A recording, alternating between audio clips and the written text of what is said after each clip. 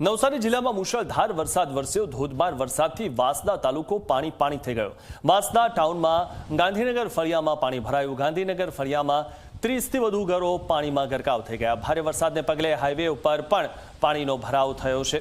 તો નવસારી જિલ્લામાં મુશળધાર વરસાદ થયો છે અને જે રીતે દક્ષિણ ગુજરાતમાં છેલ્લા ઘણા સમયથી મેઘરાજા મહેરબાન થયા છે તે પ્રકારે દક્ષિણ ગુજરાતના તમામ જે વિસ્તારો છે, તમામ જે જિલ્લાઓ છે ત્યાં વરસાદ વરસી રહ્યો છે। તો જિલ્લામાં મુશળધાર વરસાદ થયો। નવસારી જિલ્લામાં મુશળધાર વરસાદ થયો। ઘણા બધા જે વિસ્તારો છે તેમાં ઘરોમાં પાણી ભરાઈ ગયેલા જોવા મળી રહ્યા છે। 30થી વધુ ઘરોમાં પાણી ભરાઈ ગયા, જેના કારણે જે ઘરો છે તે પાણીમાં ગરકાવ થઈ ગયેલા જોવા મળી રહ્યા છે। આપ જે આ દ્રશ્યો જોઈ રહ્યા છો, ચારે તરફ પાણી છે અને ઘરમાં પણ પાણી છે। ઘર વખરી પણ પલળી ગઈ છે અને લોકો ઘરમાંથી પાણી ઉલેચીને બહાર કાઢવાની મહેનત કરી રહ્યા છે। સતત વરસાદ પણ પડી રહ્યો છે।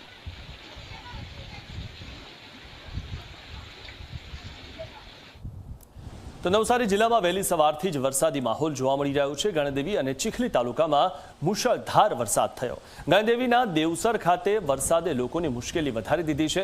વેંકટેશ્વર સોસાયટીમાં ઘરોમાં પાણી ઘૂસી જતા લોકોને હાલાકી ભોગવવાનો વારો આવ્યો।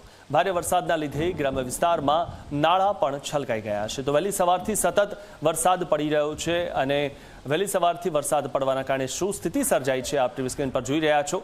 તો ઘૂંટણસમાં પાણી ભરાઈ ગયા છે, પશુઓ પણ મુશ્કેલીમાં મુકાઈ ગયા છે। ગણદેવીના દેવસર ખાતે વરસાદે લોકોની મુશ્કેલીમાં વધારો કરી દીધો છે અને સતત વરસાદ પડવાના કારણે પાણી ભરાઈ જવાના કારણે હવે પાણી ઉતરી નથી રહ્યા અને લોકોની મુશ્કેલી સતત વધી રહી છે। તો વાહનો પણ પાણીમાં ગરકાવ થઈ ગયેલા જોવા મળી રહ્યા છે અને ઘણી બધી જગ્યાએ જે નીચાણવાળા વિસ્તારો છે ત્યાં પણ ઘરોમાં પાણી ઘૂસી ગયા છે અને જે જગ્યાએ ફ્લેટ છે ત્યાં પણ નીચે પાર્કિંગમાં પણ પાણી ઘૂસી ગયેલા જોવા મળી રહ્યા છે। તો ઘરોમાં પાણી ઘૂસી જતા લોકોને હાલાકી ભોગવવાનો વારો આવ્યો અને પશુઓ પણ મુશ્કેલીમાં મુકાયેલા જોવા મળી રહ્યા છે। તો વાહનો પણ અડધા ડૂબી ગયેલા જોવા મળી રહ્યા છે। આપ જે રીતે આ જોઈ રહ્યા છો, ઘરોમાં પાણી ઘૂસી જતા લોકો હાલાકી ભોગવવા માટે મજબૂર બન્યા છે।